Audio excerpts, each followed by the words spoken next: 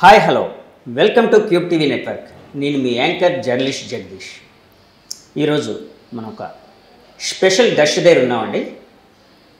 Police ఆఫీసర్గా తనకంటూ ఒక క్రెడిబిలిటీ సంపాదించుకొని అలాగే రాజకీయాల్లో కూడా తన సిద్ధాంతాలతో ముందుకు వెళ్తూ జనాన్ని ఆకర్షిస్తూ సమాజంలో ఒక మార్పు కోసం ప్రయత్నిస్తున్న జేడి లక్ష్మీనారాయణ గారు ఎవరైతే ఉన్నారో ఆయన దగ్గరే మనం ఉన్నాం. జై భారత్ పార్టీ అనే ఒక పార్టీని పెట్టి ఆయన ఇప్పుడు ఎలక్షన్ సమరానికి వెళ్తూ ఉన్నారు. సో ఆయనతో మాట్లాడి ఆ ఎలక్షన్ సమరం ఎలా ఉంది, సమకాలీన రాజకీయ పరిస్థితులు ఎలా ఉన్నాయి తెలుసుకునే ప్రయత్నం అయితే చేద్దామండి. సార్ నమస్తే అండి. జై భారత్. జై భారత్ అండి. మీ దగ్గర ఉన్నాం కూడా జై భారత్. జై భారత్ అంటే మాకు రెండు విధాలుగా బాగుంటుంది. జై భారత్ భారతదేశంలో ప్రతి ఒక్కరూ మాట్లాడే స్థితికి తీసుకొస్తుంది జై భారత్ నేషనల్ పార్టీ. అంటే మీరు రాజకీయాల్లోకి ఫుల్ ప్లెడ్జ్డ్గా వచ్చారు. అంటే ఇంతకుముందు చేశారు, కొంత విరామం తీసుకున్నారు, దానికి కారణాలు కూడా కొన్ని ఇంటర్వ్యూల్లో చెప్పారు. ఇప్పుడు రాజకీయాల్లో ఫుల్ ప్లెడ్జ్డ్గా ఉన్నారు కదా, రాజకీయ పరిస్థితులు మన రాష్ట్రంలో ఎలా ఉన్నాయని అనుకుంటూ ఉన్నారు? మన రాష్ట్రంలో విచిత్రమైన రాజకీయ పరిస్థితులు ఉంటాయి మన ఇప్పుడు. ఎందుకంటే ఇప్పుడు ఏంటంటే యుద్ధం అంటున్నారు, సమరం అంటున్నారు. ఒకవైపు ఏమో ఎలక్షన్ కమిషన్ ఎన్నికల పండుగ ఉంటుంది. పండుగలు ఉన్నప్పుడు అందరూ ఆనందమైన వాతావరణంలో ఉంటారు. కానీ యుద్ధము సమరము అనేసరికి టెన్షన్లు, ఈ విధమైన వాతావరణం ఉంది మన రాష్ట్రంలో. అసలు ఎన్నికలు ఎలా సజావుగా జరగాలి, ఎన్నికలు సక్రమంగా జరగాలి, ఎన్నికల్లో విషయాల పట్ల అవగాహన ఉండాలి, విషయాల పట్ల చర్చ జరగాలి, ఇవి అనుకుంటాం. కానీ ఇప్పుడు మీరు ఎన్నికల ప్రచారం మిగతా పార్టీలు చేస్తున్నట్టు చూస్తే ఒకరినొకరు దూషించుకోవడం, ఒకరినొకరు తిట్టుకోవడం, పర్సనల్ విషయాలకు వెళ్ళిపోవడం, ఈ విధంగా ఉండడం వల్ల ఇక ఎన్నికల పరిస్థితి గురించి వేరే మాట్లాడాల్సిన అవసరం లేదు. ఎందుకంటే స్ట్రాటజిస్టులు కూడా చాలామంది పెట్టుకున్నారు. ఇంతకుముందు వద్దన్న స్ట్రాటజిస్టులు మళ్ళీ ఇప్పుడు స్ట్రాటజిస్టులుగా పెట్టుకొని వాళ్ళు ఏమో తెలియదు కానీ ఫైనల్గా బీహార్ నుంచి వచ్చిన స్ట్రాటజిస్ట్ను అందరూ ఉపయోగించుకుంటున్నారు. రాష్ట్రాన్ని బీహార్ దిశగా మారుస్తున్నారు. ప్రశాంత్ కిషోర్ గారిని పిలిపించడం ఆ మీటింగ్కి సంబంధించి అంటున్నారా మీరు? అంటే ఇన్ జనరల్ అంటాను నేను, ఇన్ని సంవత్సరాల రాజకీయ అనుభవం ఉన్న వాళ్ళకు కూడా స్ట్రాటజిస్టులు ఎందుకు అవసరం అండి? ప్రజల పల్స్ తెలియాలి, ప్రజల నాడి తెలుసుకోగలగాలి. ఇన్ని సంవత్సరాల అనుభవం, రెండు పార్టీలు అంటున్నాను, ఎన్ని పార్టీలు ఉన్నా అన్ని పార్టీలు ఇన్ని సంవత్సరాలుగా ఉన్న వాళ్ళకి విడిగా స్ట్రాటజిస్టులు ఎందుకు? స్ట్రాటజిస్టులు ఎప్పుడు కూడా విభజించి పాలించు అని బ్రిటిష్ వాడు ఏదైతే చెప్పాడో అదే చెప్తారు వీళ్ళు. కులాలని రెచ్చగొట్టండి, మతాల్ని రెచ్చగొట్టండి, వర్గ పోరుని తీసుకురండి, ప్రాంతీయ భావాలను రెచ్చగొట్టండి, ఇవి చెప్తాడు స్ట్రాటజిస్ట్. దానివల్ల ఏముందంటే ప్రజలు విడిపోతున్నారు, ఒకరినొకరు ఏ విధంగా అంటే శత్రువుల్లాగా చూసుకుంటున్నారు. ఆ వాతావరణం ఎప్పుడూ ఉండకూడదు. వాతావరణం ఎప్పుడూ కూడా ఇష్యూస్ గురించి మాట్లాడుకోగలిగితే, విషయాల గురించి మాట్లాడుకోగలిగితే ఒక కన్స్ట్రక్టివ్ పొలిటికల్ సిస్టమ్ అన్నది డెవలప్ అవుతుంది. కానీ ఇప్పుడు అంతా కూడా డిస్ట్రక్టివ్ పొలిటికల్ సిస్టమ్, అదేదో విధ్వంసం అంటాం కదా, ఆ దిశగా వెళుతుంది. కాబట్టి ప్రస్తుత రాజకీయాలు చూస్తుంటే నాకు చాలా ఆందోళన కలుగుతుంది. అంటే ఇలాగే ఉంటే దేశమే, రాష్ట్రం ఏమవుతుంది? దేశం కూడా పెద్ద వేరుగా ఏం లేదు. దేశ పరిస్థితులు అలాగే ఉన్నాయి, రాష్ట్ర పరిస్థితులు ఇంకా అధ్వానంగా ఉన్నాయి. ఎందుకంటే మన రాష్ట్రంలో ఇతర ఫ్యాక్టర్స్ ప్రభావం చాలా ఎక్కువ ఉంటుంది. కుల ప్రభావం కానీ, ఇక్కడ డబ్బు ప్రభావం కానీ, ఇది చాలా ఎక్కువగా ఉన్న రాష్ట్రం మన ఆంధ్రప్రదేశ్. సో ఇటువంటి పరిస్థితుల్లో మీరన్నట్టు రాష్ట్ర రాజకీయ పరిస్థితులు ఏవైనా ఉన్నాయో ఆందోళనకరంగా ఉన్నాయి. ఈ ఆందోళన తగ్గిస్తూ ఒక కొత్త విధానంగా ఆలోచించడానికే జై భారత్ నేషనల్ పార్టీ వచ్చింది. ఒక ప్రత్యామ్నాయ పార్టీగా మేము తీసుకొస్తున్నాం. మేము ఎక్కడా కూడా విషయాల గురించి చర్చిస్తాం, విషయాల గురించి మాట్లాడతాం, మేమేం చేయబోతున్నామో అని వారికి చెబుతాం. మా మేనిఫెస్టో ద్వారా వారికి మా విజన్ ఎలా ఉంది, మా రేపు ఉండే దార్శనికత ఎలా ఉంది, ఇవి చూపించడానికి ప్రయత్నం చేస్తాం. కానీ అందుకనే నేను అంటున్నాను, అందరూ కలిసి ఒక ప్లాట్ఫామ్ మీదకి వద్దామని అడుగుతాను నేను ఎప్పుడు కూడా. అంటే ఎలాంటి ప్లాట్ఫామ్? ఒక పెద్ద మీటింగ్ పెట్టండి. ఓకే, ఇప్పుడు వీరు సిద్ధమని, వీరు కదలి రండి అని, యువగళం అని ఇలా పెడుతున్నారు కదా, అవేం వద్దు. అందరం ఒకే ప్లాట్ఫామ్ మీదకి వద్దాం, అందరినీ పిలుద్దాం. కాబట్టి ఒక్కొక్క విషయం మీద మాట్లాడదాం. అమెరికన్ ప్రెసిడెన్షియల్ సిస్టంలో ఆ విధంగా ఉండాలి. అమెరికన్ సిస్టంలో ఇద్దరు వచ్చి మాట్లాడతారు, ఇక్కడ నలుగురు ఉంటే నలుగురు మాట్లాడదాం, 10 మంది ఉంటే 10 మంది మాట్లాడదాం, విషయాలు తీసుకుందాం. ఫర్ ఎగ్జాంపుల్ ప్రత్యేక హోదా, ఎస్ తెలుగుదేశం మీరు చెప్పండి, వైఎస్ఆర్సీపీ మీరు చెప్పండి, జనసేన మీరు చెప్పండి, బీజేపీ మీరు చెప్పండి, జై భారత్ చెప్పండి, కమ్యూనిస్ట్ చెప్పండి, ఒక్కొక్కరు మాట్లాడదాం విషయం గురించి. అప్పుడు తేటతెల్లమైపోతుంది ప్రజలకు ఎవరు ఏం చేశారు అన్నది. కానీ అది చెప్పడానికి సిద్ధంగా లేరు. మీటింగులకు అయితే సిద్ధం అంటున్నారు కానీ దీనికి సిద్ధంగా లేరు. మేము అదే అడుగుతున్నాం, రాష్ట్రం యొక్క ఆర్థిక పరిస్థితి ఏంటి అన్నది ప్రభుత్వం మాకు తెలియజేయాలని మేము అడుగుతున్నాం. ఇప్పుడు క్యాండిడేట్ల యొక్క ఆర్థిక పరిస్థితి ఏంటని ఒక అఫిడవిట్ సబ్మిట్ చేయాలి క్యాండిడేట్లందరూ కూడా.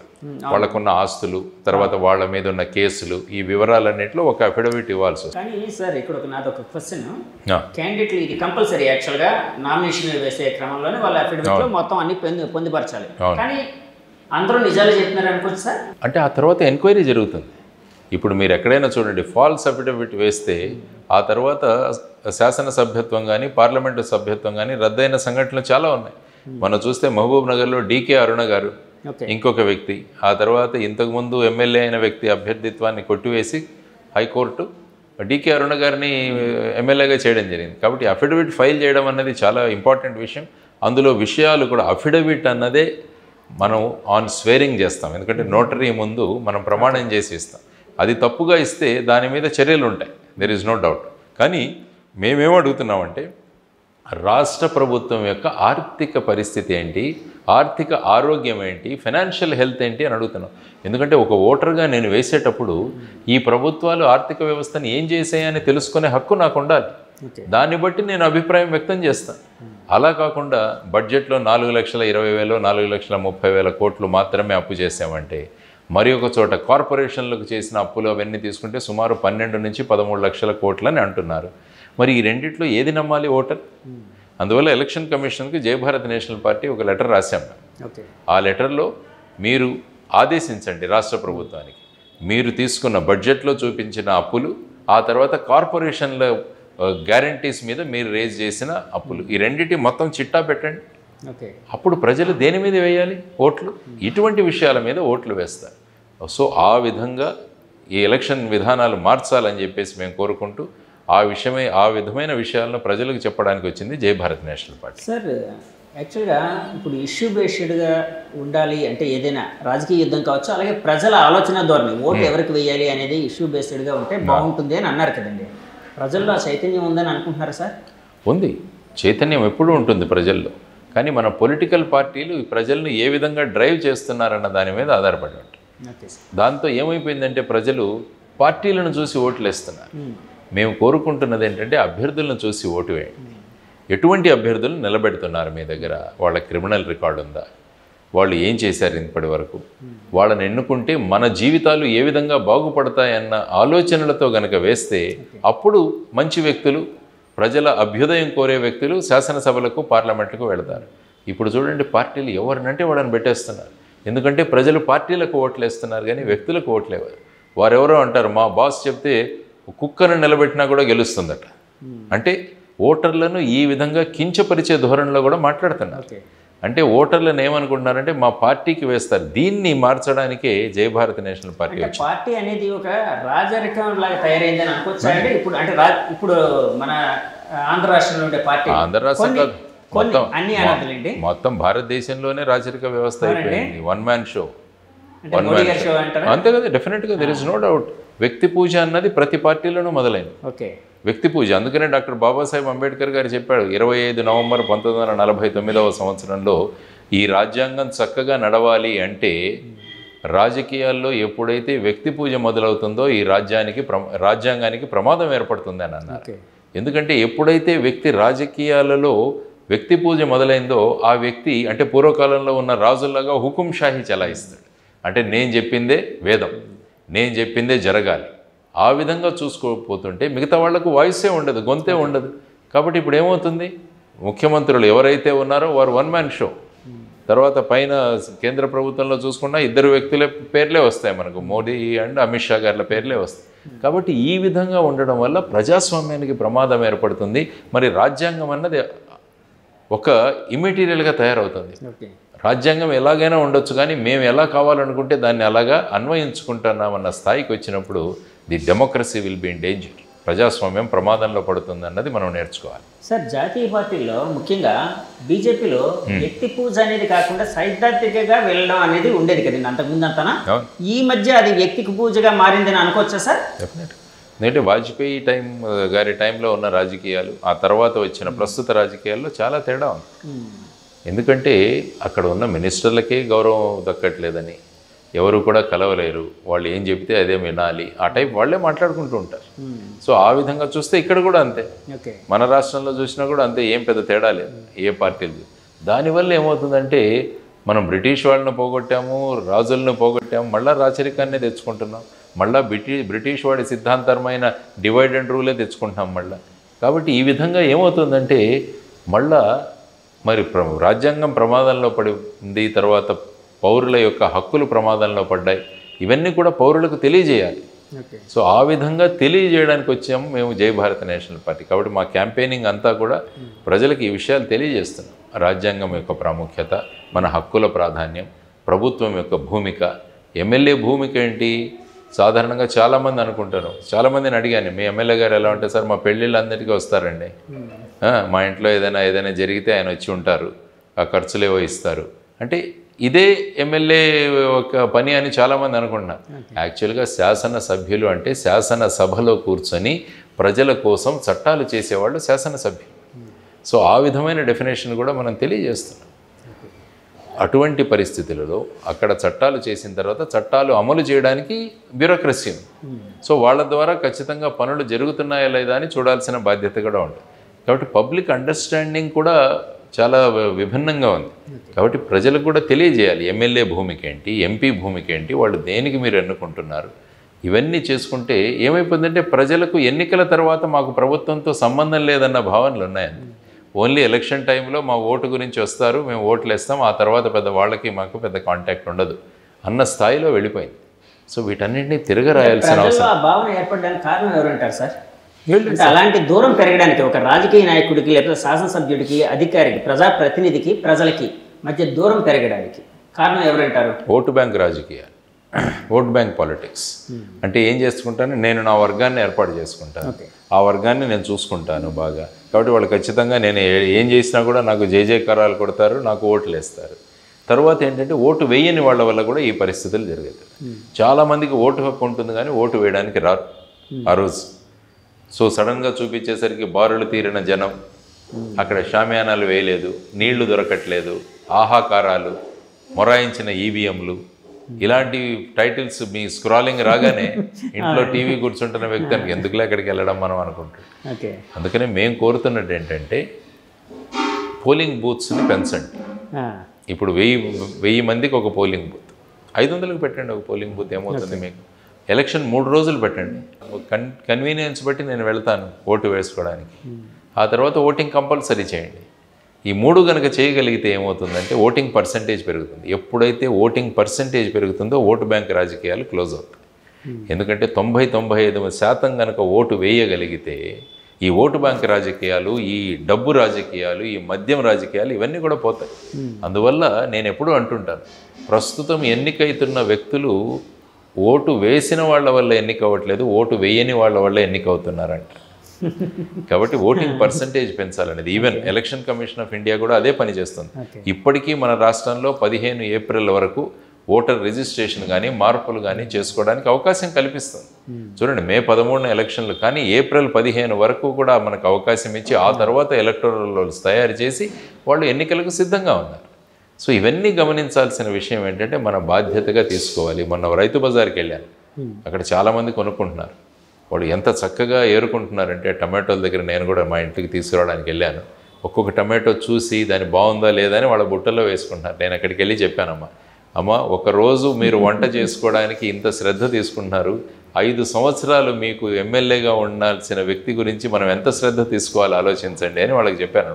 కాబట్టి ఈ విధంగా ఓటర్స్ యొక్క కాన్షియస్ను కూడా రేస్ చేస్తున్నాము. మన ఓటు ఎలా వేయాలి, ఏం చూడాలి, మనం ఎమ్మెల్యేల దగ్గర నుంచి ఏం కోరుకోవాలి, వాళ్ళు మన సేవకులు అన్న ధోరణి మనలో ఉండాలి. కానీ ఇప్పుడు ఏమైపోయిందంటే ఎమ్మెల్యే అయిపోగానే హడావిడి, ఒక గన్మెన్లు, వాళ్ళ మొబైల్ ఫోన్లు పట్టుకోవడానికి 2, ఒక 10-20 మంది ఉంటారు వెంట. చాలాసార్లు సామాన్య జనం కలవడానికే ఉండదు. యాక్చువల్గా ఎమ్మెల్యే అన్నవాడు సేవకుడు, ప్రజాసేవకుడు. ముఖ్యమంత్రి అన్నవాడు ప్రథమ ప్రజాసేవకుడు. ప్రధానమంత్రి అన్నవాడు దేశానికి ప్రథమ ప్రజాసేవకుడు. ప్రజలు పాలకులు, ప్రజలు పాలకులు, వాళ్ళు సేవకులు. కానీ ఇది రివర్స్ అయిపోయింది.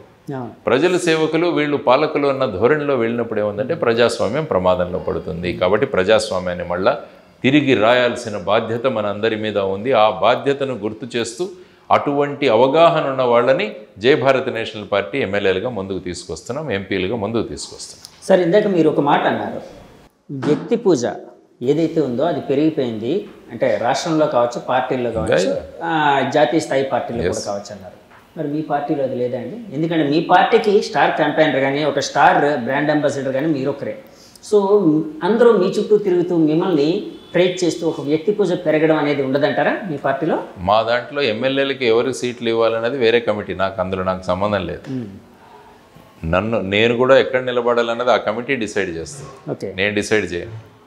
సో ఆ విధంగా ప్రతి ఒక్క బాధ్యతలకు వారికి ఇవ్వాల్సి ఇస్తుంది. పార్టీ యొక్క కమాండ్ ఏదైతే ఉందో, కమిటీలు ఏవైతే ఉన్నాయో, వాళ్ళ ఇచ్చిన ఉత్తర్వులు కానీ, వాళ్ళు తీసుకున్న నిర్ణయాలు కానీ నేను కూడా పార్టీ అధ్యక్షుడిగా పాటించాలి. ఓకే, నేను స్టార్ క్యాంపెయినర్ అవ్వచ్చు, there is no doubt.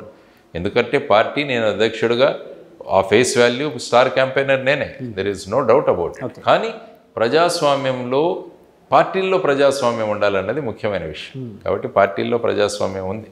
So ఆ విధంగా వ్యక్తి పూజకు నేను ఎప్పుడు కూడా, ఈవెన్ విభాగంలో ఉన్నా కూడా వ్యక్తి పూజ అన్నది ఎప్పటికీ నాకు నచ్చదు. అందరం కలిసి డిస్కస్ చేయాలి, విషయాలు మాట్లాడుకోవాలి, సమాజం బాగుండాలన్న కాన్సెప్ట్లో మీకు వస్తాం. కాబట్టి ఆ వ్యక్తి పూజ అన్న క్వశ్చనే లేదు. స్టార్ క్యాంపెయినర్ అవ్వచ్చు నేను, there is no doubt. Sir, ఇందాక మీరు అంటే 3 రోజులు ఎలక్షన్ జరగాలి అంటే ఎక్కువ ఓటింగ్ శాతం పెరుగుతుంది ఇలా అని అన్నారు కదండి. సో 3 రోజులు, ఎందుకంటే 1 రోజు పెరిగితేనే రకరకాల అంటే అక్రమాలకు కానీ, ఇంకో దానికి కానీ, కొన్ని చెడు కార్యక్రమాలకు కానీ ఆస్కారం ఉందని అంటే పార్టీలన్నీ అన్ని పార్టీలు, ఈ పార్టీ ఆ పార్టీలు కదా, చాలాసార్లు గగ్గోలు ఎత్తి ఉంటాయి. అలాంటిది 3 రోజులు అనగానే అలాంటి అక్రమాలు జరగాలని భావించవచ్చా? ఇంకా ఎక్కువ అవుతాయి కదా సార్, అంటే దానికి ఎలాంటి చర్యలు తీసుకుంటే బాగుంటుందని? ఇప్పుడు ఏమవుతుందంటే, అక్రమాలు ఎందుకు జరుగుతున్నాయంటే చాలామంది ఓట్లు వేయడానికి రావట్లా. దాంతో ఎవరి పేరునో ఎవరో ఓటు వేసేస్తున్నారు. అదే మీకు పెంచారనుకోండి, ఆ 3 రోజులు వెయిట్ చేయాల్సిందే మీరు. లేకుంటే ఈరోజు సాయంత్రం 6 గంటలు అవ్వగాలని చూడండి ఎలక్ట్రానిక్ ఓటింగ్ మిషన్స్లో ఏమవుతుందో. అక్కడ పోలింగ్ బూత్లో ఉన్న ఏజెంట్స్, తర్వాత వచ్చేసి అక్కడ పోలింగ్ స్టాఫ్ కుమ్మక్ అవుతే. అందుకనే ఈసారి ఎలక్షన్ కమిషన్ మేము అడిగింది ఏంటంటే, ఆంధ్రప్రదేశ్లో 100% పోలింగ్ బూత్స్ ఏవైతే ఉన్నాయో అవన్నీ కూడా వెబ్ కాస్టింగ్ చేయాలి అని చెప్పి, వెబ్ కెమెరాస్ పెట్టాలి, జిల్లా ముఖ్యాలయాల్లో ఆ కంట్రోల్ ఉండాలి. అప్పుడు ఏమవుతుందంటే, ఈ విధంగా ఎవరైనా అక్రమాలకు పాల్పడే అవకాశం ఉంటే వెంటనే మొత్తం స్క్రీన్లో కనిపిస్తుంది మనకు. కాబట్టి అటువంటి ఎలక్షన్ని కౌంటర్మైండ్ చేయడానికి కూడా అవకాశం ఉంటుంది. సో అదొక డిమాండ్ మొన్న ఇవ్వడం జరిగింది మా ఏపీ యునైటెడ్ ఫ్రంట్ నుంచి. ఏమన్నారు సార్? సో వాళ్ళు అన్నారు, జనరల్గా 50 నుంచి 60% కవర్ చేస్తున్నాము. మేము రాసింది ఏంటంటే అందులో, సార్ నార్మల్గా ఏదైనా స్టేట్లో ఈ విధంగా ఉంటే మీరు ఓకే, కానీ మా వాళ్ళు డైరెక్ట్గా యుద్ధం అనే అంటున్నారు, సమరం అంటున్నారు. మీరేమో పండగ అంటున్నారు, వాళ్ళేమో సమరం అంటున్నారు. కాబట్టి ఇది ఓన్లీ స్టేట్ ఎక్కడ సమరం అనేవాళ్ళు. కాబట్టి ఇక్కడ ఖచ్చితంగా మీరు 100% కవర్ చేయాలంటే తీసుకున్నారు, ఫైల్లో తీసుకుని డిస్కస్ చేస్తాము అన్నారు. ఎందుకంటే వాళ్ళ అబ్జర్వర్స్ కూడా ఇక్కడికి వచ్చారు, వాళ్ళు కూడా పరిస్థితిని బేరీజు వేస్తున్నారు. ఆ తర్వాత వాళ్ళు రికమెండ్ చేస్తారు. ఏముంది దాంట్లో, మానిటర్స్ పెట్టడం, సీసీటీవీ కెమెరాస్ పెట్టడము, దాన్ని సెంట్రలైజ్డ్ కనెక్షన్ పెట్టడం, ఇవన్నీ కూడా. ఎప్పుడైతే మనల్ని ఎవరో అబ్జర్వ్ చేస్తున్నారు అంటే మన ధోరణి వేరేగా ఉంటుంది. కాబట్టి ఆ విధంగా అంటే ప్రజల్లో కూడా ఒక ట్రాన్స్పరెన్సీ అనేది ఉంది. సో మనం నిజాయితీగా ఎన్నుకోవచ్చు, నిజాయితీగా ఓటేయచ్చు అనే ఒక భావన కూడా బలపడుతుంది కదండి. డెఫినెట్గా బలపడుతుంది. ఈవెన్ వీవీప్యాట్ గురించి కూడా సుప్రీంకోర్టులో జరుగుతుంది కదా. ఇంతకుముందు ఎలా జరిగిందంటే 5 ఈవీఎంలు 5 వీవీప్యాట్లు కౌంట్ చేసేవాడు.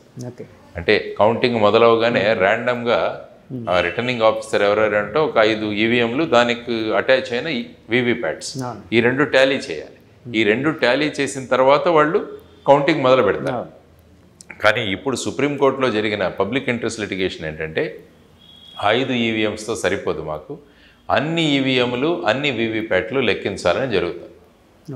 చూడాలి, ఐ థింక్ 16వ 17వ తారీఖు ఉంది సుప్రీంకోర్టు. మొత్తం అంతా సరిపోతేనే అప్పుడు లెక్కింపుకి వెళ్ళాలి, అంతే కదండి. అంటే ఇప్పుడు 5 చూసి 5 సరిపోతే లెక్కింపుకి వెళ్ళాలి. ఇక్కడ ఏదైనా మన డిస్క్రిపెన్సీ వచ్చింది, ఏదైనా తేడా వచ్చిందంటే అక్కడ కౌంటింగ్ ఆగిపోవాలి. అంటే ఈవీఎంస్లో ఏదో గోల్మాల్ ఉంది అని. ఎందుకంటే ఈవీఎంస్ మీద ఇప్పటికీ కూడా చాలామందికి అనుమానాలే. ఆ ఈవీఎంని ఏదో మిలిటరీ ఫ్రీక్వెన్సీతో దాన్ని మార్చవచ్చు, లేకుంటే ఆ చిప్ డిజైన్లో మీరు ఎక్కడ కొట్టినా కూడా ఆ పార్టీకే వెళుతుంది, ఇలా రకరకాలుగా ఉన్నాయి. సార్ అలాంటి పరిస్థితులు ఉన్నాయని అనుకోవచ్చా అండి? అంటే ఈ ఎలక్ట్రానిక్ గ్యాడ్జెట్స్లో ఏది కూడా కాదు అని చెప్పేయడానికి కూడా అంత 100% చెప్పలేం. కానీ యాక్చువల్గా మనకు తెలిసింది ఏంటంటే, ఎలక్ట్రానిక్ ఓటింగ్ మెషిన్ అన్నది it is not connected to internet, నెట్కి కనెక్టెడ్ కాబట్టి it's a standalone machine. కాబట్టి ఆ విధమైన ప్రభావం, అదే నెట్ ఉంటే దాని లోపల దూరొచ్చు. అదే ఎవరైనా హ్యాక్ చేయొచ్చు, ఎవరైనా చేయొచ్చు. కాబట్టి అటువంటి అవకాశం లేదు. కానీ మిలిటరీ ఫ్రీక్వెన్సీలో ఆర్ కొంతమంది అనుమానం అయితే ఇవి మోస్ట్లీ రష్యా నుంచి తెచ్చారట ఈ ఈవీఎంస్. కాబట్టి రష్యన్ మేక్ వాటిల్లో ముందే వాళ్ళు ఏదో చిప్ డిజైన్లో మ్యానుఫ్యాక్చర్ చేసి ఆర్ ఏదైనా కొంత ఎలక్షన్ జరిగిన తర్వాత దాని మెయింటెనెన్స్ అన్న పేరుతో వేరొక చిప్ తెచ్చి పెడుతున్నారు. ఇలా రకరకాలు ఉన్నాయి. సో ఆ విధమైన డౌట్లు తీర్చడానికి వాళ్ళు ఏమంటారంటే మీరు 100% వీవీప్యాట్స్ కౌంట్ చేయండి అని అడుగుతున్నారు. Okay, so let us see ఏమవుతుంది. సార్ ఇప్పుడు మీరు ప్రజాక్షేత్రంలోకి వెళ్తూ ఉన్నారు ఒక పార్టీ అధ్యక్షుడిగా. కానీ ఈ మధ్య నేను గమనించిన ఒక విషయాన్ని స్ట్రైట్గా మీ దృష్టికి తేవాలనుకుంటున్నాను, అడగాలనుకుంటున్నాను, మీ క్లారిటీ కావాలనుకుంటున్నాను. అడగండి. మీ పార్టీని ఇంతకుముందు చిన్నయ్య దొర గారు అనే ఒక పెద్ద ఒక వ్యక్తి పెట్టారు. సో అది ఆయన మీరు అంటే ఆ భావాలు కలిసి తర్వాత మీరు టేక్ ఓవర్ చేశారు. ఆ చిన్నయ్య దొర గారు మొన్న జగన్మోహన్ రెడ్డి గారు సీఎం గారి దగ్గరికి వెళ్ళి వాళ్ళ పార్టీలో జాయిన్ అయ్యారు. సో దాని మీద మీ కామెంట్ ఏంటి సార్? యాక్చువల్గా చిన్నయ్య దొర గారు వారు స్టార్ట్ చేశారు. ఇది 2018వ సంవత్సరంలో జై భారత్ నేషనల్ పార్టీ అన్నది మొదలుపెట్టారు. వారు 2019 ఎన్నికల్లో పోటీ కూడా చేశారు. వారు ఒక పెద్దాపురం నియోజకవర్గం అనుకుంటారు. ఏ పార్టీ తరపున సార్? జై భారత్ నేషనల్ పార్టీ. వారు అక్కడే నిలబడ్డారు. ఓకే. ఆ తర్వాత ఆయన ఈ పార్టీ ఉంది మీరు తీసుకోండి, నాకు కూడా పేరు చక్కగా ఉంది తీసుకుందాం అన్న భావన వచ్చింది. ఆ తర్వాత వారిని కూడా పార్టీలో కొనసాగమని నేను అడిగాను, నాకేమీ వద్దన్నారు. అందుకనే వారిని గౌరవాధ్యక్షులుగా చేశాను, ఆనరీ ప్రెసిడెంట్. ఎందుకంటే మా పార్టీలో ఉన్న ప్రజాస్వామ్యానికే దీనికి ఒక ఉదాహరణ. నేను ఆయన్ని లేదు కుదరదు మీరు ఉండాల్సిందే అని ఉండొచ్చు, ఏమీ లేదు. ఎస్ మీ భావాలు మీరు వెళ్తామనుకుంటారు. ఆయన ఆనరీ ప్రెసిడెంట్గానే ఉన్నారు, గౌరవాధ్యక్షులుగా మాత్రమే ఉన్నారు. కాబట్టి ఆయన వెళ్తానన్నారు. Yes you are ready to leave, మాకేం ఆ విధంగా చూసుకోవాల్సిన అవసరం లేదు. భావాలు అక్కడ వ్యక్తం చేసుకుంటూ ఆయన ఫ్యూచర్ రాజకీయాల కోసం అక్కడికి వెళతాను అంటే ఎస్ అందరూ గౌరవపూర్వకంగా మేము ఆయన్ని స్వాగతించాం. There is no doubt. దానివల్ల ఏమి అంటే ఇలాంటి చర్య వలన జై భారత్ నేషనల్ పార్టీ ఏదైతే ఉందో దాని క్రెడిబిలిటీ దెబ్బతినే అవకాశం లేదని భావిస్తున్నారండి? ఎందుకంటే ఇప్పుడు పార్టీ పెట్టిన అతనే వేరే పార్టీలోకి వెళ్ళిపోయారు. సో పార్టీ సిద్ధాంతాలు నచ్చుకోలేక పార్టీ మనుగడ సాధిస్తుందనే నమ్మకం లేక వెళ్ళిపోయారు అని అనుకునే ప్రమాదం ఉంది కదండి జనంలోని. యాక్చువల్గా ఆయన పార్టీలో మాకు పార్టీ మొత్తం ఇచ్చేశారు. Party election commission of India నుంచి పార్టీ అధ్యక్షుడిగా నా పేరు కూడా యాక్సెప్ట్ చేయడం జరిగింది. ఆ తర్వాత జనరల్ సెక్రటరీ పేరు, ట్రెషరరు మొత్తం కూడా చేంజ్ అయిపోయి ఎలక్షన్ కమిషన్ అగ్రీ అయింది. కానీ ఆ రోజు నుంచి ఆయనకు పార్టీతో సంబంధం లేదు. ఆయన కూడా వారిని రిక్వెస్ట్ చేశాను, మీరు ఒక మంచి సద్భావంతో మొదలుపెట్టారు, మీరు కూడా పార్టీకి మంచి పేరు పెట్టారు, కాబట్టి మీరు గౌరవాధ్యక్షులుగా ఉంటే బాగుంటుంది అన్నది వారు కోరుకున్నారు. వారు కూడా ఓకే అన్నారు.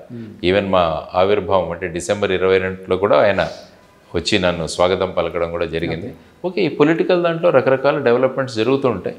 దానివల్ల పార్టీ క్రెడిబిలిటీ అన్నది ఏమీ పోదు. ఎందుకంటే పార్టీ సిద్ధాంతాలు ఉన్నాయి, పార్టీ మేనిఫెస్టో ఉంది, పార్టీలో ఉన్న కమిటీల విధానం వేరేగా ఉంది.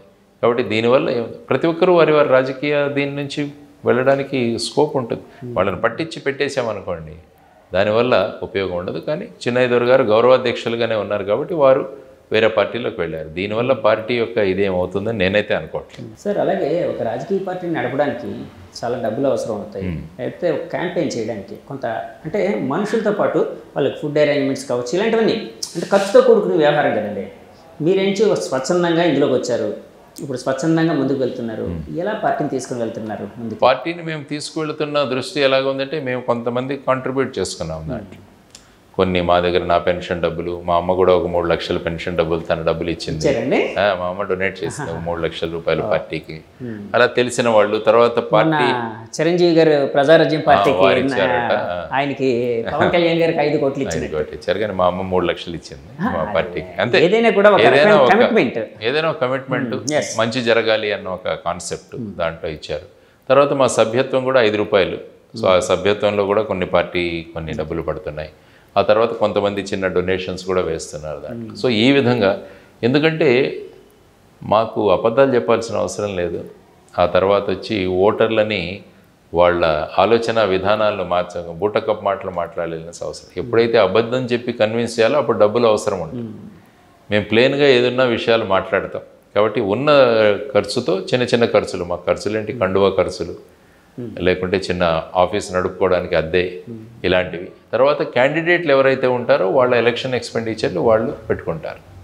అంటే ఎలక్షన్ కమిషన్ పరిధి ఏదైతే విధించిందో ఆ పరిధిలో ఉంటూ వారి ఖర్చులకు వారు క్యాంపెయినింగ్, మాది campaigning mainly door to door campaigning. Election commission పరిధిలో 25 లక్షలు కదండి, ఇప్పుడు 40 లక్షలు ఎమ్మెల్యేకి, తర్వాత ఎంపీకి 90 లక్షల దాకా అయింది.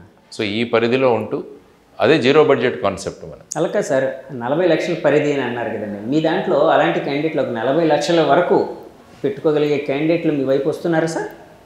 మా వాళ్ళంతా కూడా ఉద్యోగాలు చేస్తున్న వాళ్ళు, అందుకే అడుగుతున్నాను. అంటే ఒక మధ్యతరగతి వాళ్ళు లేకపోతే ఇంటలెక్చువల్ పీపులే వస్తూ ఉంటారు కదండి, సో వాళ్ళకి డబ్బులు ఖర్చు పెట్టే కెపాసిటీ ఉందా అని అడుగుతున్నాను. మాకు ముఖ్యంగా మేము నమ్ముకున్నవి రెండు. మొదటిది వచ్చేసి రాష్ట్రంలో ఉన్న యువతరం, ఓకే, వాళ్ళ ఆలోచన విధానాలు. నెంబర్ 2 మహిళలు కూడా వాళ్ళు అనుకుంటాం మనం పెద్ద పొలిటిక్స్లో వాళ్ళకు ఉండదు, కానీ మహిళలకు ఉన్నంత సునిశ్చితమైన విశ్లేషణ వేరే ఎవరికి ఉండదు. ఆ తర్వాత మూడవది వచ్చేసి ప్రస్తుత కాలంలో ఉన్న సోషల్ మీడియా. కాబట్టి మెయిన్ స్ట్రీమ్గా మన ప్రచారానికి ఇంతకుముందు మెయిన్ స్ట్రీమ్ ఛానల్స్ కావాలి, పేపర్లో అడ్వర్టైజ్మెంట్స్ పడాలి, ఇవన్నీ ప్రస్తుత కాలంలో సోషల్ మీడియా అన్నది కూడా ప్రభావంగా పనిచేస్తుంది.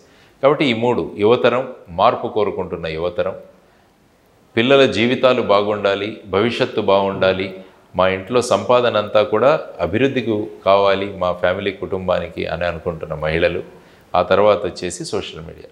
ఈ మూడింటి మీద చెప్పగానే నాకు గుర్తొస్తూ ఉందండి, మంగళయాన్ సినిమా కూడా వచ్చింది, ఒకటి చూసాను. అందులో ఆ మహిళలే దాన్ని సక్సెస్ అయ్యేటట్టు చేయడం, ఆ సీక్రెట్స్ జరిగింది. యాక్చువల్గా మీరు చూసుకుంటే రాష్ట్రంలో మహిళా ఓటర్స్ ఎక్కువ ఉన్నారు compare to male voters. Female voters ఎక్కువ ఉన్నారు. సార్ మీరు అందరినీ కలుస్తూ ఉంటారు కదా, ఇప్పుడు మేల్ ఓటర్స్ ఎలాంటి అంటే డిమాండ్స్ లేకపోతే వాళ్ళ ఆకాంక్షలు ఎలా ఉంటాయి, మహిళా ఓటర్ల ఆకాంక్షలు ఎలా ఉంటాయి సార్? మహిళా ఓటర్లు ఎప్పుడు కూడా మహిళలు ఫస్ట్ ఆలోచించేది కుటుంబం గురించి. మా పిల్లలు చదువుకుంటే వాళ్ళకు ఉద్యోగాలు రావాలి, ఓకే, మా పిల్లల ప్రవర్తన చక్కగా ఉండాలి, మా పిల్లలు బయటికి వెళితే వాళ్ళ మీద ఎటువంటి ఈ యాంటీ సోషల్ ఎలిమెంట్స్ యొక్క ప్రభావం ఉండకూడదు. ఆ తర్వాత ముఖ్యంగా మన రాష్ట్రంలో కోరుకున్నది గంజాయి, డ్రగ్స్. ముఖ్యంగా నేను విశాఖపట్నంలో తిరుగుతున్నాను కాబట్టి మొన్ననే 25 టన్నుల డ్రగ్స్ వచ్చాయి ఇక్కడికి. అదండి కంటైనర్ వచ్చింది కదా, కంటైనర్ వచ్చింది. ఆ తర్వాత తెలియదు మరి ఏమైందో తెలియలేదు సార్. మీరు పోలీస్ ఇన్వెస్టిగేషన్లో ఉన్నారు కాబట్టి, ఇంతకుముందు పోలీస్ ఆఫీసర్ కాబట్టి అడుగుతున్నానండి. అంటే కంటైనర్ వచ్చింది, అధికార పక్షం ప్రతిపక్షం ఒకరి మీద ఒకరు దుమ్మెత్తి పోసుకున్నారు, ఇది మీకు సంబంధించిందంటే మీకు సంబంధించిందని.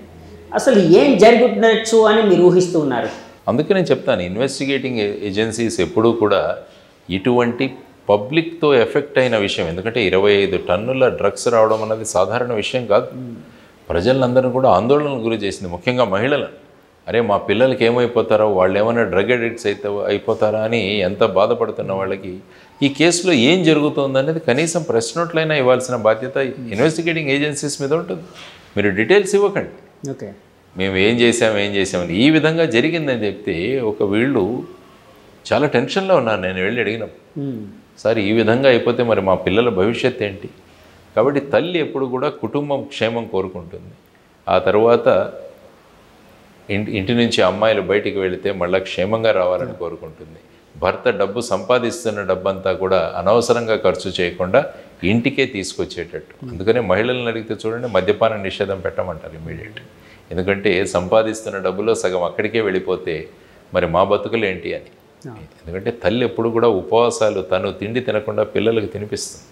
కాబట్టి అటువంటి తల్లి యొక్క అభిప్రాయాలు చాలా ముఖ్యమైనవి. వాళ్ళు ఇవే కోరుకుంటున్నారు, ఉపాధి రావాలి, మా పిల్లలు ఎక్కడికెక్కడికో వెళ్ళిపోతున్నారు, మా పిల్లలతో ఉండే సమయం కూడా మాకు ఉండట్లేదు, కాబట్టి ఇక్కడే రాష్ట్రంలో ఎందుకు మీరు ఉపాధి కల్పించడం లేదు, ఇవన్నీ కూడా వాళ్ళు కోరుకుంటున్న ఇది. ముఖ్యంగా పురుషులు అడుగుతున్న ముఖ్యమైన డిమాండ్ ఏంటంటే రాష్ట్రంలో పరిశ్రమలు రావాలి, రాష్ట్రంలో అభివృద్ధి జరగాలి, తర్వాత వచ్చేసి ఉపాధి ఆఫ్ కోర్స్. ఓకే, సో ఈ విధంగా ఆలోచిస్తున్న సందర్భాలు మనకు కనిపిస్తాయి. సో ఆ విధమైన పరిస్థితుల్లో ఇది ప్రభుత్వ బాధ్యత అవుతుంది. ఎప్పుడు కూడా ప్రభుత్వ బాధ్యత అన్ని వర్గాలను కూడా మనం సాటిస్ఫై చేయగలగాలి. అది బేసిక్ మన రెస్పాన్సిబిలిటీ. ఏమడుగుతున్నారు? ఉద్యోగాలు అడుగుతున్నారు. మొన్న మీరు చూడండి, గవర్నమెంట్ యొక్క చీఫ్ అడ్వైజరు ఆయన ఏమంటాడంటే ప్రభుత్వం ఉద్యోగాలు సృష్టించడం గవర్నమెంట్ పని కాదంటాడు, సెంట్రల్ గవర్నమెంట్. మోడీ గారు ఏమన్నారు? ఆయన ప్రతి సంవత్సరము నేను 2 కోట్ల ఉద్యోగాలు సృష్టిస్తానన్నారు మోడీ గారు. ఆ తర్వాత ఎలక్షన్ ముందు మరి ఆ తర్వాత మాట్లాడట్లేదు. అమిత్ షా గారు అయితే జుమ్లా అంటాడు. ఆయన ఏమన్నంటే జుమ్లా అంటే ఎలక్షన్ అప్పుడు ఏవో మాట్లాడుతుంటున్నాం మేము అంటాడు. మరి మన క్రెడిబిలిటీ ఎక్కడ ఉంటుంది? అంటే మాయ, ఏదో జుమ్లా అంటే భ్రమ భ్రమ కల్పించడం. ఓ జుమ్లా హై అంటాడు ఆయన.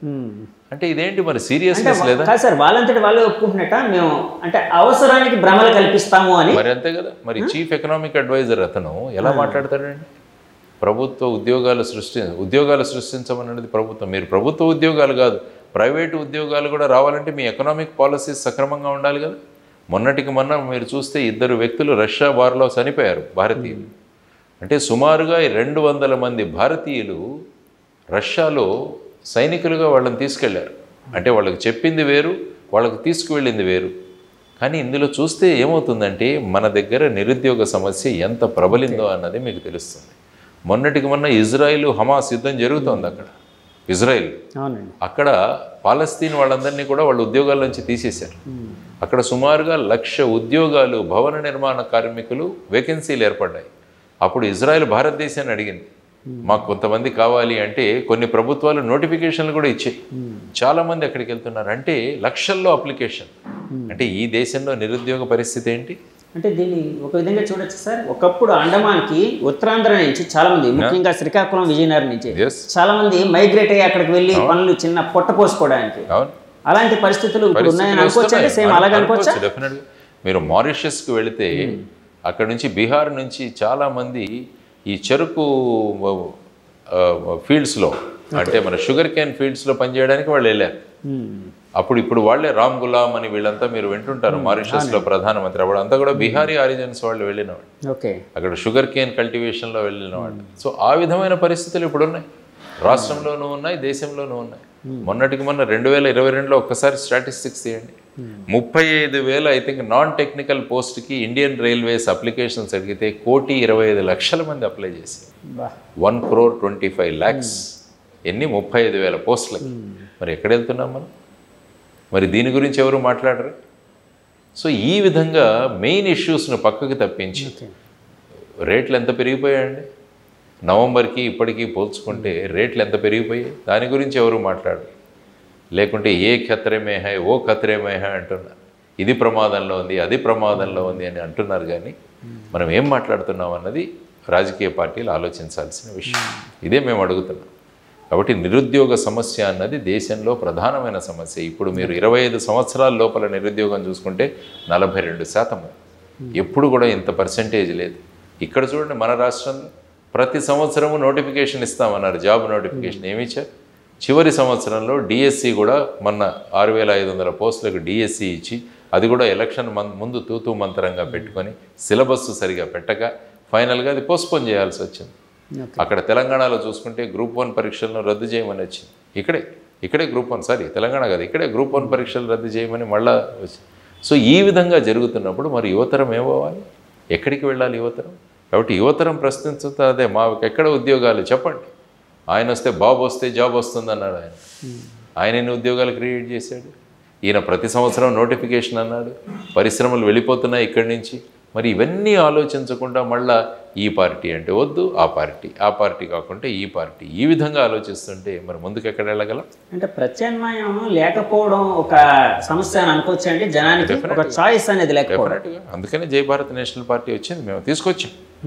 అదేవిధంగా ఒక 10 సమ ఆలోచనలు ఉన్న పార్టీలతో యునైటెడ్ ఫ్రంట్ కూడా ఒకటి ఏర్పాటు చేశాం, ఏపీ యునైటెడ్ ఫ్రంట్.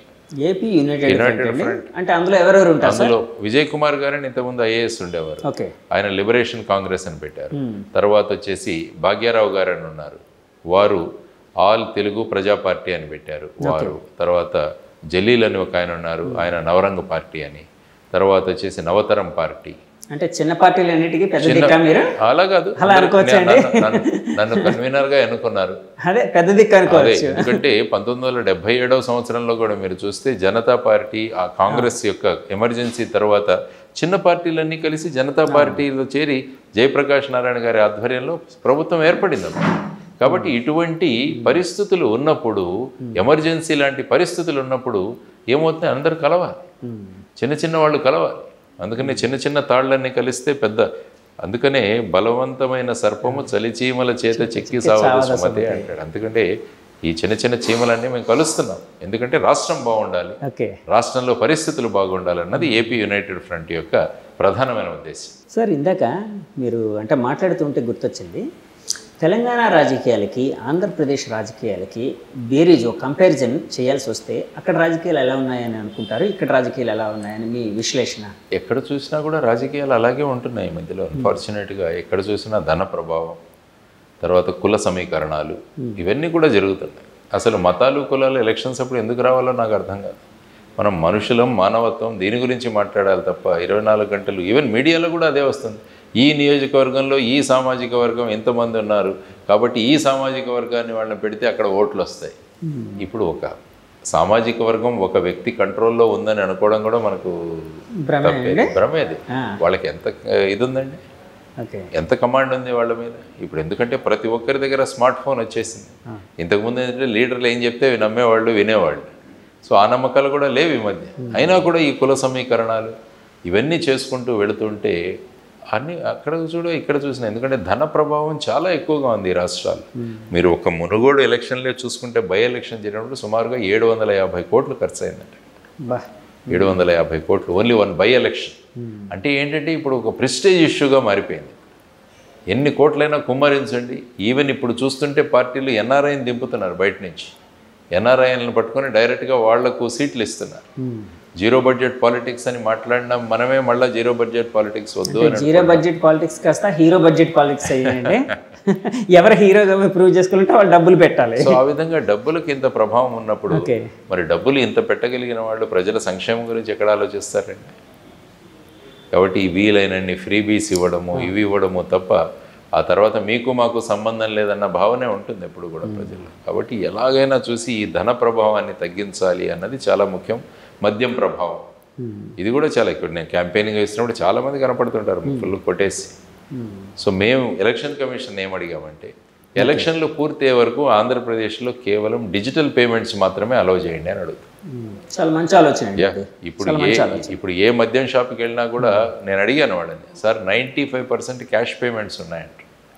అంటే ఇప్పుడు ఏముంది, ఒక రాజకీయ పార్టీ దగ్గర డబ్బులు ఉంటే వాళ్ళు క్యాష్ పంపించేసి కొనుక్కుంటారు. ఆంధ్రప్రదేశ్లో అయితే డిజిటల్ పేమెంట్స్ లేవు కదండి. లేవు, అదే అంటున్నాను నేను.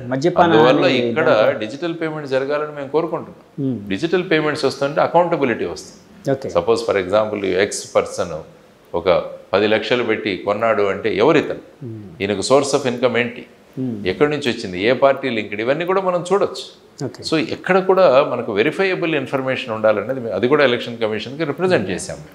సో ఆ విధంగా మార్పులు తీసుకురావాలని, తర్వాత వాలంటీర్ల దాంట్లో కూడా మేము ఒక రిప్రజెంటేషన్ ఇచ్చాము.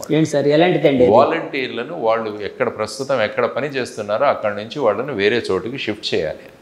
ఫర్ ఎగ్జాంపుల్ ఉత్తరాంధ్ర 3 జిల్లాల్లో ఉన్నాయి, అంటే పాత జిల్లాలు శ్రీకాకుళం, విజయనగరం, విశాఖపట్నం. వీళ్ళందరినీ తీసుకెళ్ళి ర్యాండమ్గా రాయలసీమ జిల్లాల్లో వేయండి. అంటే మొత్తం శ్రీకాకుళం అంతా తీసుకుని కర్నూలులో వేయమని కాదు. ఇక్కడ సపోజ్ ఫర్ ఎగ్జాంపుల్ ఒక 1000 మంది వాలంటీర్లు ఉంటే ఒక 200 మంది కర్నూలు జిల్లాలో, ఒక 200 కడప జిల్లాలో. ఎందుకంటే వాళ్ళు అక్కడికి వెళ్ళి పరిస్థితులను అర్థం చేసుకుని ఈ లోపలే ఎలక్షన్లు అయిపోతాయి. కానీ వీళ్ళని అదే ప్రాంతంలో ఉంటే ఏమవుతుందంటే గత 5 సంవత్సరాలుగా వీళ్ళు అక్కడ ఉన్న వాళ్ళలో ముడిపడిపోయి ఉన్నారు. అంటే వాలంటీర్లు ఒక పార్టీకి కొమ్ము కాస్తున్నారు అని అంటే అపోహ ఏమైనా మీలో ఉందా అండి? అపోహ అంటే ఏంటంటే అంటే వీళ్ళు మాట్లాడిన మాటలు. ఇప్పుడు ఈవెన్ ముఖ్యమంత్రి గారు కూడా ఏమన్నారు, నేను వాలంటీర్స్ బలం మీదే నడిపిస్తున్నాను అంటాడు. చాలా మంది రాజకీయ నాయకులు మాట్లాడారు, వాలంటీర్లో 75 to 90% మన పార్టీ వాళ్లే. అంటే మాట్లాడారు. ఎప్పుడు కూడా ఎన్నికలు పారదర్శకంగా జరగాలి అన్నది చాలా important. Fair and free elections, free and fair elections. So ఈ విధంగా ప్రభావితం చేసే వాళ్ళు ఉంటే వాళ్ళని అక్కడి నుంచి షిఫ్ట్ చేయాలి. కానీ దాని మీదే కదండి మనంతా రగడంతా అయింది. ఎందుకంటే ఈ పెన్షన్ ఇష్యూలో ఈ పెద్దవాళ్ళు, ముసలి వాళ్ళు, ఇలాంటి వాళ్ళందరినీ పెన్షన్స్ అంటే ఎలక్షన్ కమిషన్ వాలంటీర్స్ని ఆ విధుల్లోకి వెళ్ళొద్దు, సచివాలయ ఉద్యోగులు మాత్రమే అక్కడికి వెళ్ళి చేయమంది కదండి. దాని మీద రకరకాల ధోరణులు నడిచాయి, ఎవరి స్ట్రాటజీలు వాళ్ళు నడిచాయి. సో ఇలాంటి అంటే ఇప్పుడు వాలంటీర్లు అనే వాళ్ళని ఎలక్షన్ కమిషన్ దూరం పెట్టినట్టే కదా సార్? దూరం పెడితే వాళ్ళు ఇంకా ఫ్రీ అయినట్టే కదా. అంతేనంటారా? ఇప్పుడు వాలంటీర్ గ్రామంలో ఉంటారు, వాళ్ళకి 50 కుటుంబాలు అప్పచెప్పడం జరిగింది. ఈ 50 కుటుంబాల యొక్క వీళ్ళు 5 సంవత్సరాల్లో వాళ్ళ అనుబంధం ఏమైపోయిందంటే వాలంటీర్ కూడా వాళ్ళ కుటుంబంలో ఒక వ్యక్తి అయిపోయాడు. మరి ఆ వ్యక్తిని ఎలక్షన్ డ్యూటీల్లో మీరు వేయకుంటే ఆ వ్యక్తి ఫ్రీగా తిరుగుతుంటాడు, ఇళ్ళకి తిరుగుతాడు, ప్రభావం చేస్తాడు. అందుకనే మేము అంటున్నారు వాళ్ళని అక్కడి నుంచి షిఫ్ట్ చేసేయండి, ఆ ప్రభావమే ఉండదు. ఎందుకంటే ఎన్నికల్లో ఫ్రీగా ఫెయిర్గా జరగాలి. పారదర్శకంగా జరగాలి, స్వేచ్ఛాయుత వాతావరణంలో జరగాలి. సో ఆ విధంగా చేస్తే మేము ఏదన్నా మీరు సస్పెండ్ చేస్తే దానివల్ల ఏం లేదు, ఇంకా ఫ్రీ అయిపోతాడు వ్యక్తి. ఎందుకంటే 5,000 రూపాయలు గౌరవ వేతనం ఇస్తున్నారు, ఆ తర్వాత అతనికి ఏమీ ఈ విధంగా ఉండదు. సో చాలామంది రిజైన్ చేస్తున్నారు, రిజైన్ చేసి పార్టీల్లో జాయిన్ అయిపోతున్నారు. సో ఎప్పుడైనా కూడా నేను వాలంటీర్ వ్యవస్థకి నేను అగేన్స్ట్గా మాట్లాడలేదు, కానీ ఎలక్షన్ల టైంలో వాలంటీర్ల యొక్క భూమిక అన్నది చాలా ముఖ్యం. ఎందుకంటే వాళ్ళు ఎన్నికలను ప్రభావితం చేయకూడదు. ఇది కొన్ని ప్రతిపక్ష పార్టీలు ఎలక్షన్ కమిషన్ దృష్టికి తీసుకుని వెళ్ళడం జరిగినట్టుంది కదండి. సో ఎలక్షన్ కమిషన్ అందుకే కొంత ఇది ఇచ్చిన ఆర్డర్స్ ఏవో పాస్ చేసినట్టున్నారు. కానీ మేమేం అడుగుతున్నాం అంటే, మీరు పాస్ చేసిన ఆర్డర్స్ వద్ద పెద్ద పరిణామం ఉండదు. వాళ్ళు అక్కడ గ్రామాల్లో ఉన్నంత వరకు ఎలక్షన్స్ మీద ఫేర్ గా జరుగుతున్నాయి. వాళ్ళు విధుల్లో ఉన్నా లేకున్నా ఇన్ఫ్లుయెన్స్ చేస్తారు కదా, అవకాశం ఉంది. ఎందుకంటే 50 మంది నాకు తెలుసు, ప్రతి విషయానికి వీళ్ళు కన్సల్ట్ చేస్తున్నారు. ఓకే, వాళ్ళ మొబైల్ ఫోన్లు తీసేశారు, కానీ వాళ్ళు వ్యక్తిగతంగా 1-to-1 కనెక్టెడ్ కదా, ఓకే, మొబైల్ అవసరం లేదు దానికి. సో ఆ విధంగా వాళ్ళని ఆ ప్రాంతంలో ఉంచకుండా చేస్తే అప్పుడు ఏమవుతుందంటే ఎన్నికలు ఫ్రీగా జరుగుతాయి, ప్రజల్లో డౌట్ కూడా ఉండదు. సో వాలంటీర్ వ్యవస్థ బాగానే ఉంది. కానీ బేసిక్గా మేము అంటున్నది ఏంటంటే, ఎన్నికలు అన్నవి ఫ్రీ అండ్ ఫెయిర్గా జరిగినప్పుడే అది నిజమైన ప్రజాస్వామ్యం అవుతుంది. సార్, ఎలక్షన్ కమిషన్ని ఇప్పుడు వాలంటీర్ని ర్యాండమ్గా వేరే దగ్గర షిఫ్ట్ చేయమని అడిగారని అంటున్నారు కదా, ఎలక్షన్ కమిషన్ నుంచి ఎలాంటి ఆన్సర్ వచ్చింది? వాళ్ళు ఇక్కడ మేము chief electoral officer Mukesh Kumar Meena గారికి సబ్మిట్ చేయడం జరిగింది. వారు ఎలక్షన్ కమిషన్ ఆఫ్ ఇండియాకు పంపిస్తామన్నారు. తర్వాత మీ లెటర్ని మేము రిసీవ్ చేసుకున్నాం, దీని గురించి ఆలోచిస్తున్నామన్న కూడా మాకు అక్నాలెడ్జ్మెంట్ వచ్చింది. సో దానికోసం వెయిట్ చేస్తున్నాం ఇప్పుడు ఏ నిర్ణయం తీసుకుంటారా అన్నదాన్ని. అదేవిధంగా DRDA staff, district rural and developmental agency, వాళ్ళు కూడా డ్వాక్రా మహిళలు, వీళ్ళతో చాలా అనుబంధం ఉంటుంది. తర్వాత అర్బన్ పావర్టీ ఎలివేషన్ ఒక ఇది కూడా ఉంటుంది, అయితే మెస్పానో ఏదో అంటారు దాన్ని. సో వాళ్ళు కూడా ఈ విధంగా వాళ్ళతో లింకప్ అయి ఉంటారు, వాళ్ళ ప్రభావం కూడా చాలా ఉంటుంది. కాబట్టి వీళ్ళని కూడా వేరే డిస్ట్రిక్ట్స్ ట్రాన్స్ఫర్ చేయడానికి కూడా మేము అడగడం జరిగింది. మా ప్రధాన ఉద్దేశం ఏంటంటే, ఓటర్ అన్న వ్యక్తి స్వతంత్రంగా ఆలోచించి ఓటు వేయాలి, ఎవరి ప్రభావం మీద కాకుండా వేయాలన్నది ఒక కాన్సెప్ట్, అది మేము కోరుకుంటాం.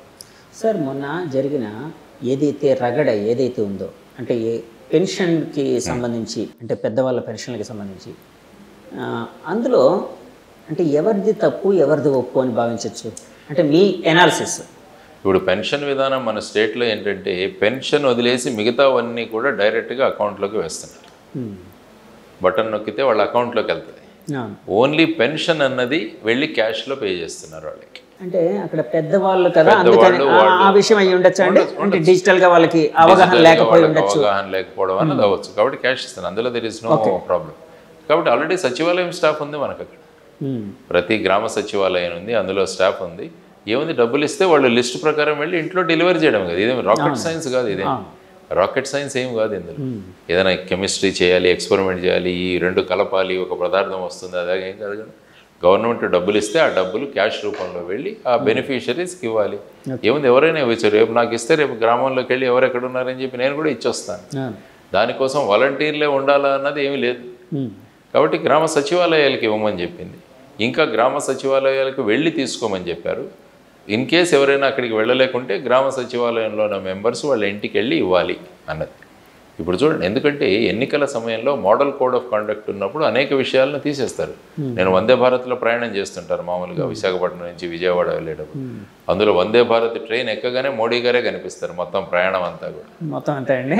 కాబట్టి మొన్న వెళ్ళాను, మోడల్ కోడ్ ఆఫ్ కండక్ట్ ఆయనతో పాటు మీరు ప్రయాణిస్తున్నట్టుంటదండి. అంటే అంతే కదా, ఆయన చూడండి మీరు ఎప్పుడైనా వెళ్ళి ప్రయాణం చేస్తుంటే ఆయన ఇనాగ్రేట్ చేయడం, ఇది చేయడం. Okay, Vande Bharat is a good concept, there is no doubt.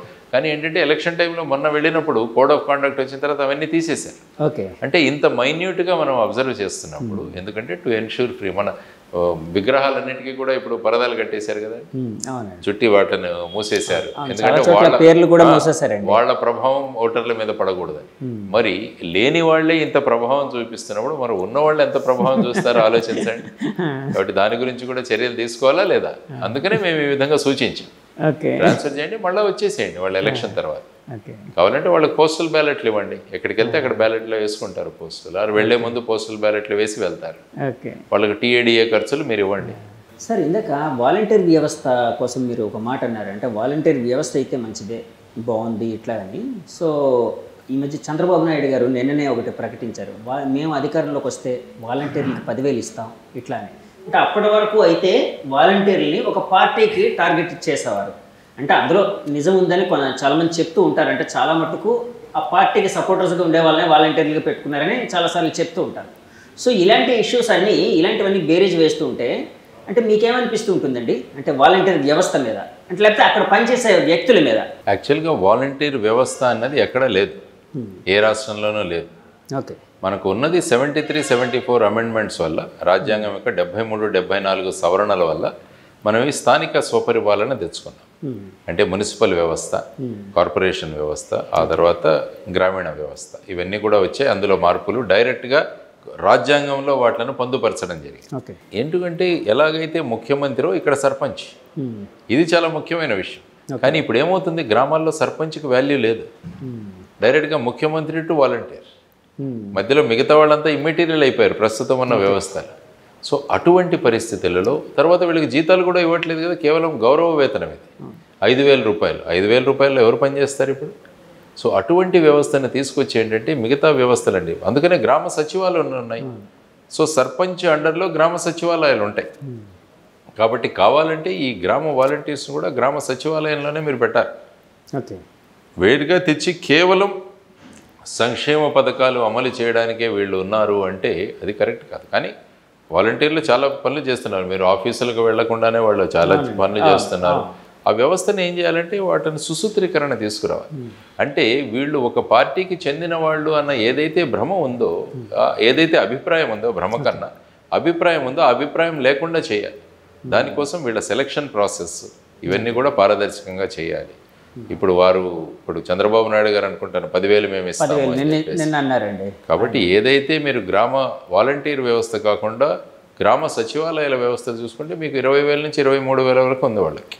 సచివాలయ వ్యవస్థ వచ్చినా కూడా ఇప్పుడు సర్పంచ్ ఇమ్మెటీరియల్ అవుతారేమో అండి కదా? అంటే ఇప్పుడు ఎలా ఉందంటే ఫర్ ఎగ్జాంపుల్ ముఖ్యమంత్రి కూడా ఇమ్మెటీరియల్ యాక్చువల్గా మీరు చూసుకుంటే. సెక్రటరేట్ ఉంది కదా, ఇక్కడ చీఫ్ సెక్రటరీ ఉన్నారు, మిగతా సెక్రటరేట్లు ఉన్నారు. మరి సీఎం ఈజ్ ఆల్సో ఇమ్మెటీరియల్. ఏముంది, వ్యవస్థలు చేసుకోవచ్చు. మీరు శాసనసభలో విధానాలు పెట్టండి, మేము చేసుకుంటాం, why do you need a CM అని ఉంటుంది. సో ఆ విధంగా మీరు చూసుకుంటే ఆ సెక్రటరియట్ వ్యవస్థ ఏదైతే వచ్చిందో అది సర్పంచ్ని, దీనివల్ల ఏమైందంటే సర్పంచ్ పవర్స్ టోటల్గా పోయాయి. సర్పంచ్ ఇమ్మెటీరియల్గా తయారయ్యాడు. కాబట్టి జై భారత్ నేషనల్ పార్టీ ఏమంటుందంటే sarpanch should be the supreme. ఎందుకంటే అతను ప్రజాప్రతినిధి, ప్రజలు ఎన్నుకున్నారు. ప్రజాస్వామ్యంలో ప్రజలు ఎన్నుకున్న ప్రతినిధులు వాళ్ళ డ్యూటీలు వాళ్ళు చేయాలంటే మధ్యలో ఇటువంటి వ్యవస్థలు పెట్టడం వల్ల ఏమవుతుందంటే ఆ వ్యవస్థ ఏదైతే ఉందో అది నిర్వీర్యమైపోతుంది. It is against the principles of 73 and 74 amendments. కాబట్టి దీని గురించి పునరాలోచన చేయడం చాలా అవసరం. ఓకే, వాలంటీర్ వ్యవస్థని ఏ విధంగా మీరు పునరుద్ధరిస్తారు? ఒకవేళ అవసరం లేకుంటే తీసేయచ్చేమో. గ్రామ సచివాలయ వ్యవస్థను ఏ విధంగా మార్చాలన్నది తీసుకోవాల్సిన నిర్ణయం. సో ఆ విధంగా ఉన్నప్పుడు ఏం చేయాలంటే మనం ఒక స్టడీ చేయాలి. ఆ తర్వాత ఈ విధంగా వాళ్ళ మీద వస్తున్న అపోహలు, తర్వాత మినిస్టర్లు మిగతా వ్యక్తులు చేస్తున్న కామెంట్స్, దీనివల్లే కదా డౌట్ వచ్చింది ఆ వ్యవస్థ మీద. అంతా మన వాళ్ళే, మన పార్టీ వాళ్ళే, ముఖ్యమంత్రి గారు కూడా మీరేమన్నా ప్రతినిధులు, ఆ విధంగా మాట్లాడడం వల్ల ఏమవుతుందంటే ఒక డౌట్ ఏర్పడుతుంది.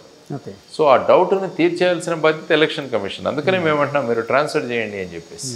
చూద్దాం ఎలక్షన్ కమిషన్ ఏ విధమైన నిర్ణయం తీసుకుంటుందో ఈ విషయం. సార్, ఈ మధ్య సర్వేల వేడి బాగా ఎక్కువైంది, తాకిడి ఎక్కువైంది. మాట్లాడితే రోజుకు ఒక సర్వే, లేకపోతే 2-3 సర్వేలు అనేవి వస్తూ ఉన్నాయి. సో ఇందులో వాళ్ళకి అనుగుణంగా ఉండే వాటిని వాళ్ళు యాక్సెప్ట్ చేస్తున్నాయి రాజకీయ పార్టీలు.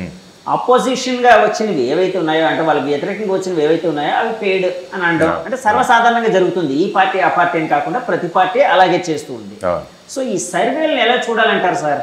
సర్వేల వాళ్ళు ఎలా సర్వే చేశారు, ఎంత డేటా తీసుకున్నారని ఎప్పుడు ఇవ్వరు. నేనేముంది, ఒక 1000 మందిని అడిగి కూడా సర్వే చేయొచ్చు. బేసిక్గా సర్వే స్టాటిస్టిక్స్లో ప్రభావంలో మీరు ఎంతమందిని అడిగారు, ఏ క్వశ్చనర్ అడిగారు, శాంపిల్స్ చాలా ఇంపార్టెంట్. నేను ఫర్ ఎగ్జాంపుల్ ఒక 4 లక్షల మందిని అడిగితే అప్పుడు నా సర్వే కొంత వాల్యూ ఉంటుంది. ఓకే, కానీ వీళ్ళు ఏం చేయలేదు, ఎక్కడ ఒక రూమ్లో కూర్చుంటారు, కొంతమంది తయారు చేస్తారు, ఫోన్లు చేస్తారు, మాట్లాడుతున్నారు అంటారు. సో మరి ఈ సర్వే వెనకాల ఎవరు ఇన్వెస్ట్ చేశారు, ఈ సర్వే చేయించిన వాళ్ళు ఎవరు?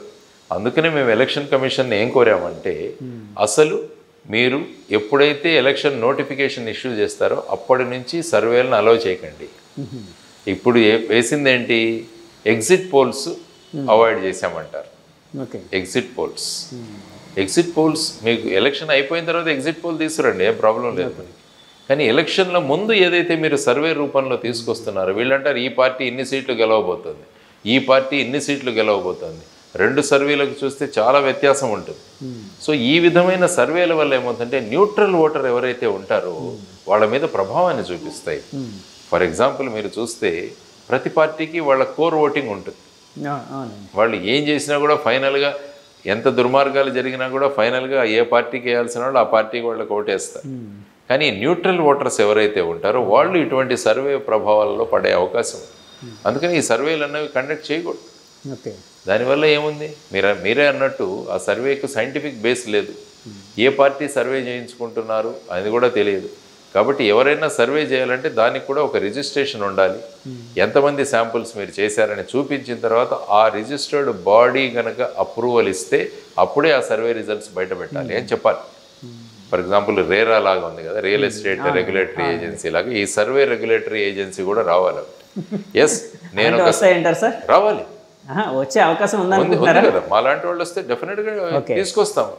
అంటే సర్వేలు తీసుకురావాలంటే ఎస్ మీరు నిజంగా చేస్తున్నారు కదా, రిజిస్టర్ చేయించండి, మీ మెథడాలజీ చెప్పండి, ఎంతమందిని ఎంప్లాయ్ చేసుకున్నారు, ఎంతమందిని మీరు సర్వే చేశారు, ఏ క్వశ్చనర్ అడిగారు, దానికి ప్రూఫ్ ఏంటి, ఇవన్నీ చేసిన తర్వాత మీరు సర్వే పెట్టండి. ఎప్పుడైతే ఇది అప్రూవల్ ఇస్తుందో అప్పుడు మీరు బయట పెట్టండి. పార్లమెంట్ పరిధిలో ఎన్ని శాంపిల్స్ తీసుకున్నారు, అసెంబ్లీ పరిధిలో ఎన్ని శాంపిల్స్ తీసుకున్నారు, ఎందుకంటే ఎక్కడెక్కడ తీసుకున్నారు, స్టాటిస్టిక్స్ అన్నవి బేసిక్గా శాంపుల్ మీద ఆధారపడి ఉంటాయి.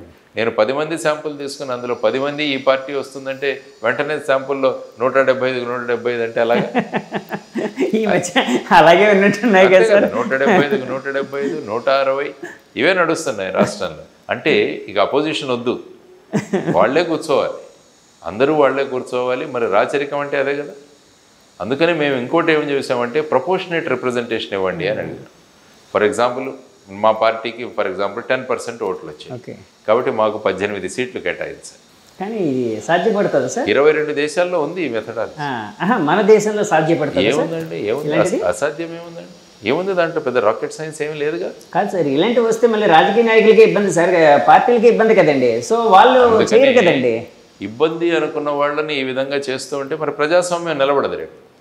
అందుకని మనం రాచరిక వ్యవస్థగా మన ప్రజాస్వామ్యం వెళ్ళిపోతుంది. రూల్స్ చేసేది వీళ్ళే కదా. కాబట్టి మాలాంటి వాళ్ళు అసెంబ్లీకి వెళ్తే ఇది లేవనెత్తుతాం, మేము ఒక ప్రైవేట్ మెంబర్ బిల్ ప్రవేశపెడతాం. ఇప్పుడు ఆపరేషన్ లేకుండానే మోకాళ్లకు ప్లాస్మా ట్రీట్మెంట్, మీ ఆర్థోపెడిక్ సమస్యలన్నిటికీ రోబోటిక్ టెక్నాలజీ ద్వారా తక్కువ ఖర్చుతో శాశ్వత పరిష్కారం, ఫ్రీ కన్సల్టేషన్, ప్రతి ట్రీట్మెంట్ పై 20% డిస్కౌంట్.